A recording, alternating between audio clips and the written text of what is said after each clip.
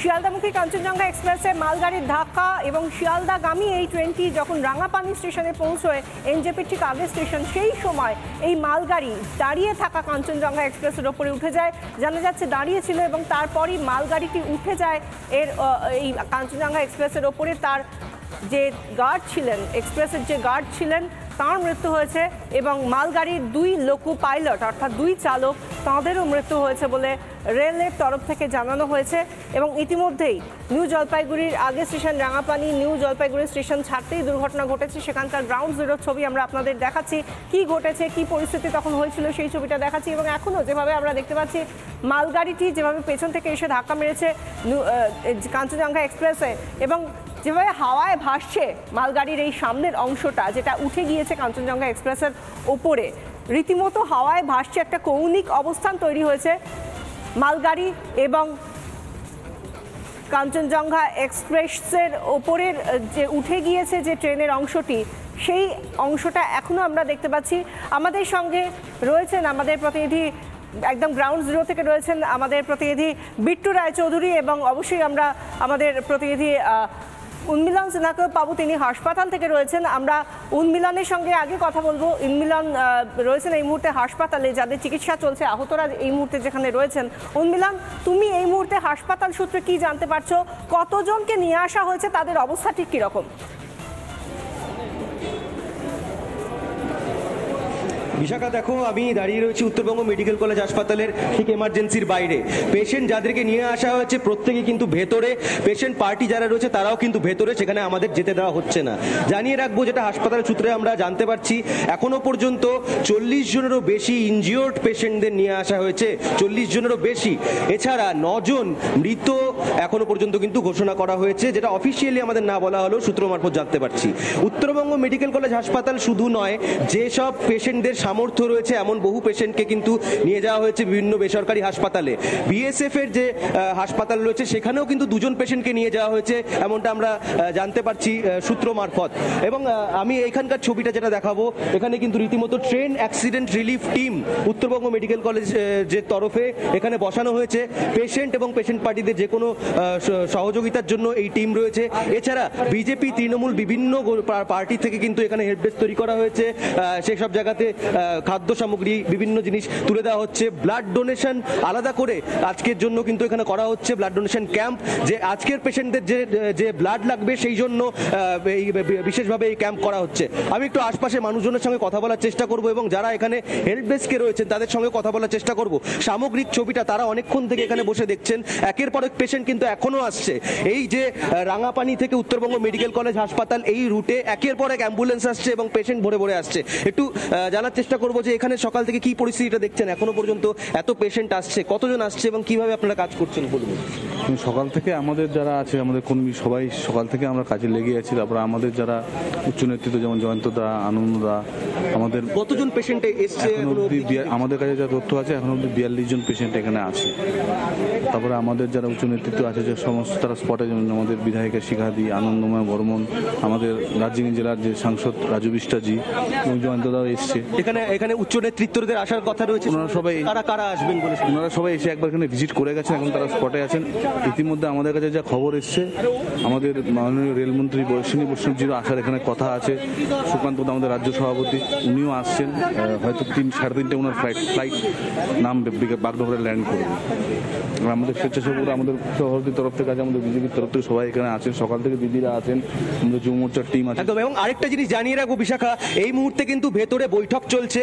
ভেতরে ডিন থেকে শুরু করে এই উত্তরবঙ্গ মেডিকেল কলেজ হাসপাতালের সুপার, আমাদের দার্জিলিং জেলার জেলা শাসক, প্রত্যেকে কিন্তু ভেতরে রয়েছেন এবং বৈঠক চলছে। আমি যোগাযোগ করার চেষ্টা করেছিলাম, তারা বলছেন বৈঠক শেষে তারা যোগাযোগ করবেন।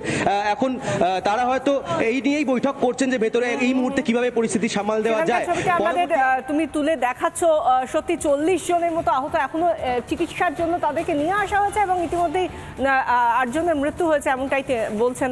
এবং আমাদের অপর প্রতিনিধি এই মুহূর্তে রয়েছেন বিট্টু রায়চৌধুরী। উন্মিলন, আমাদের সঙ্গে থাকো। বিট্টু, একেবারে গ্রাউন্ড জিরোয় রয়েছেন। বিট্টু, এই মুহূর্তে কি ছবি দেখতে পাচ্ছ?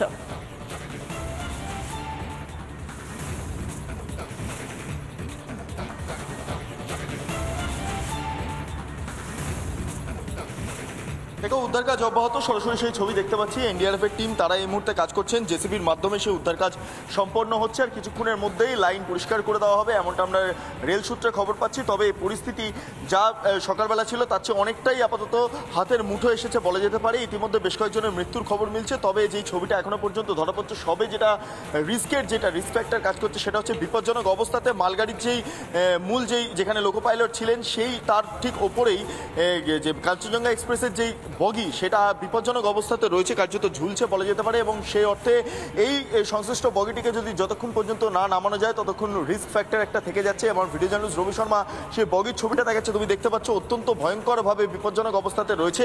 ইতিমধ্যে যারা রেলওয়ে টিমের যেই বিদ্যুৎ সংযোগকারী যেই টিমটা রয়েছে, যারা বিদ্যুতের কাজ করে, যারা ইলেকট্রিসিটি কাজ করে, এবং তাদেরকে এই মুহূর্তে আনা রয়েছে। তারা তাদের মতো করে বিদ্যুৎ সংযোগ ছিন্ন করার যে প্রয়াস সেটা চালাচ্ছেন। বিভিন্ন যেই বিদ্যুতের লাইন রয়েছে সেগুলোকে কাটা হচ্ছে যাতে দ্রুততা সহকারে সংশ্লিষ্ট যেই ক্ষতিগ্রস্ত যেই বগিগুলো রয়েছে সেটা মালগাড়িরই হোক বা কাঞ্চনজঙ্ঘা এক্সপ্রেসেরই হোক প্রত্যেকটাকে যাতে দ্রুততা সহকারে সরিয়ে নিয়ে যাওয়া যায় সেই বিষয়টা কার্যত সম্পন্ন করার চেষ্টা করা হচ্ছে। তার পাশাপাশি রেলওয়ের যে অ্যাক্সিডেন্ট যে টিমটা রয়েছে যারা মূলত তাদের মতো করে অপারেশন তারা অব্যাহত রাখছেন। অন্যদিকে দাঁড়িয়ে বিএসএফ এর একটা চিকিৎসক টিম তারা এই মুহূর্তে এসে হাজির হয়েছেন।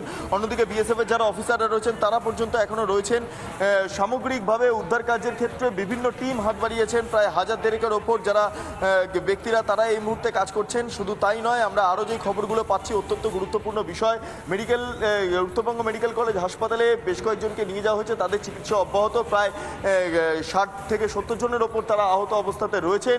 তাদের দেখতে মুখ্যমন্ত্রী মমতা বন্দ্যোপাধ্যায় সংশ্লিষ্ট হাসপাতালে যেতে পারেন। তার পাশাপাশি অন্যান্য যারা সরকারি তরফে আধিকারিকরা রয়েছেন তারা লাগাতার খোঁজখবর রাখছেন। আমার ভিডিও জার্নালিস্টকে বলবো যদি একটু সাইডের ছবিগুলো দেখা, অর্থাৎ রেল লাইনের তীরবর্তী যেই অঞ্চলগুলো রয়েছে, জায়গাগুলো রয়েছে সেগুলো যদি দেখানো যায় তাহলে দেখতে পারবে এই মুহূর্তে বিএসএফ এর যে টিম সেই টিম ইতিমধ্যে এসে হাজির হয়েছে। এনডিআরএফ এর টিম তারা এসে হাজির হয়েছেন, এনডিআরএফ ন্যাশনাল টিম তারাও রয়েছেন, বিএসএফ এর যে চিকিৎসক টিম তারা এই মুহূর্তে গোটা বিষয়টা নজরে রাখছেন। দেখতে পাচ্ছি চিকিৎসকের টিম বিএসএফ এর তারা সামগ্রিকভাবে গোটা পরিস্থিতি খতিয়ে দেখছেন।